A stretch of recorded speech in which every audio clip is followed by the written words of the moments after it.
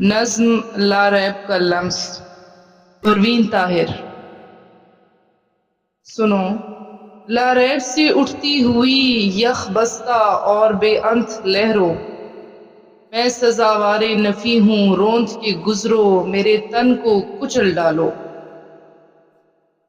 سنو، لا ریب سے اٹھتی ہوئی یخ بستہ اور بے انت لہروں، میں سزاوار نفی ہوں روند کے گزرو، میرے تن کو کچل ڈالو۔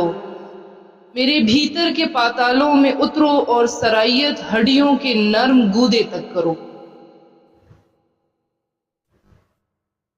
میرے بھیتر کے پاتالوں میں اترو اور سرائیت ہڈیوں کے نرم گودے تک کرو، اور روح کو ڈھونڈو جہاں بھی ہے۔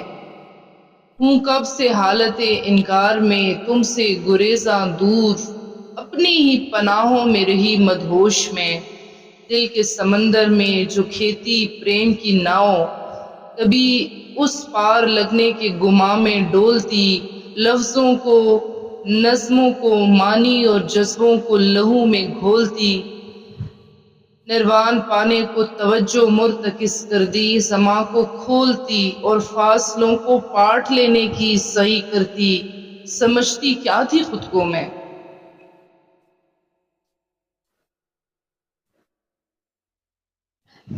سمجھتی کیا تھی خود کو میں؟